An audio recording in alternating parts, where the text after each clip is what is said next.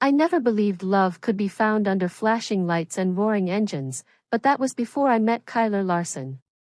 The name alone made headlines, but to me, it meant something entirely different: passion, chaos, and the kind of love that makes you feel breathless just standing still.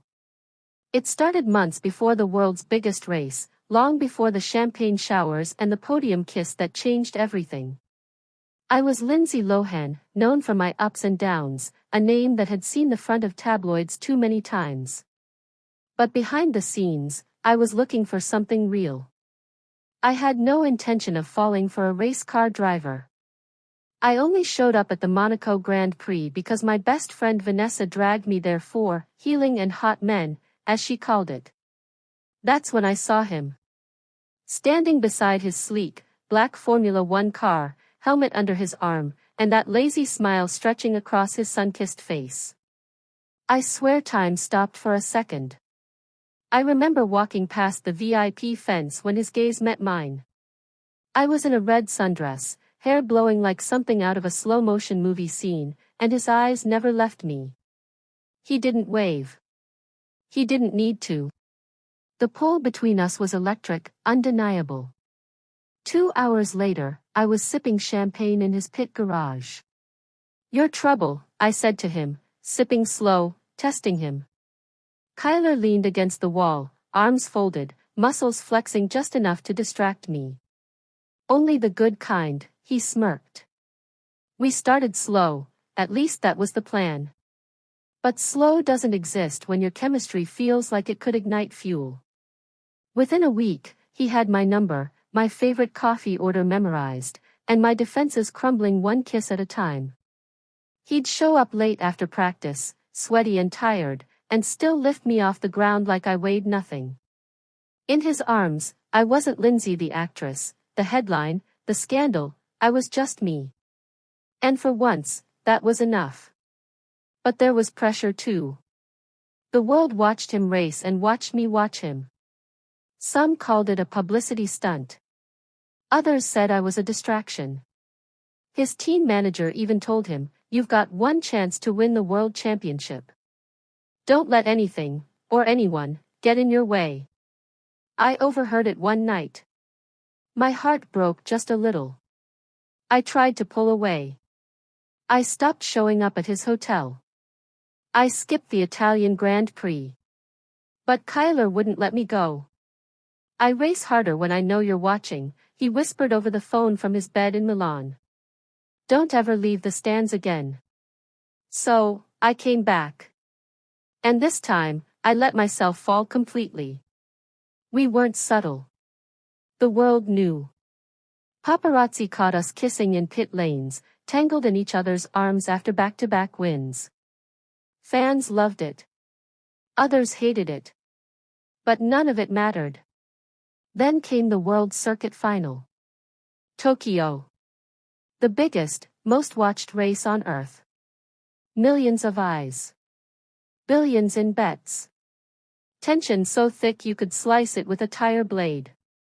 Kyler was in second position on the grid. Pole sitter was his rival, Diego Alvarez, the cocky Spaniard with more trophies than heart. "You nervous?" I asked the night before the race. We were in our hotel suite, city lights pouring in through the massive windows. Kyler stood shirtless, pacing, veins dancing under his tan skin. "Not about the race," he said. "I'm scared of what happens after." "What do you mean?" I asked. He walked to me, placed both hands on my hips, and whispered against my lips, "If I win this, everything changes. More pressure. More cameras. More danger. I need to know you'll still be here." My lips trembled as I kissed him. "I'm not going anywhere." And I meant it. Race day arrived like a movie scene, overcast skies, engines rumbling like thunder. I wore his team colors, a black and gold racing jacket over a fitted jumpsuit that made camera flashes explode. But my eyes were only on him. The race was brutal. Laps flew by in a blur of speed, smoke, and strategy. Diego took the lead early, aggressive and ruthless. Kyler stayed patient, playing the long game. On lap 52 of 58, Kyler made his move. A sharp corner. Tires screeching. They touched wheels. I gasped. Everyone did. Diego spun out. Kyler flew forward. My knees went weak. The final lap came. Kyler crossed the finish line first. The stadium erupted. Fireworks exploded. I was already running toward the pit lane when he jumped out of the car, pulling off his helmet, his hair wild, his eyes scanning the crowd, for me. He found me.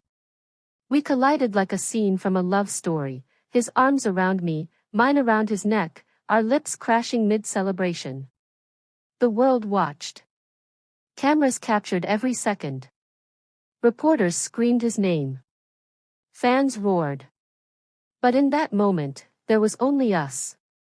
You won, I whispered, tears spilling down my cheeks. He pressed his forehead to mine. No, baby.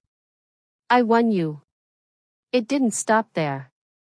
That night, we ended up in the presidential suite of the Tokyo Royale. Rose petals. Jazz music. Dim lighting. I wore nothing but one of his shirts, curled in his lap, legs tangled, hearts racing. I want more than just moments, he said, tracing circles on my thigh. Like what? Forever. It wasn't a proposal, but it was a promise. I spent the off-season traveling with him, Monaco, Dubai, Miami. We were fire together, sometimes too hot. There were fights, passion, slammed doors followed by whispered apologies and stronger kisses. But love like this doesn't play safe. And then came the Vanity Fair cover. The two of us, wrapped around each other on a racetrack, with the headline, Speed. Fame. Lust. Love. It broke the internet. That's when the world stopped calling me a distraction and started calling us iconic. Today, Kyler is defending champion again. I'm in the stands, heart pounding, knowing I'll kiss him win or lose. Because this time, it's not about headlines or heat. It's about us. The love that grew between tire smoke and champagne dreams. When Kyler Larson won the world's biggest race, he didn't just win a title. He won me. He won my heart. And I'd let him win it 1,000 times over.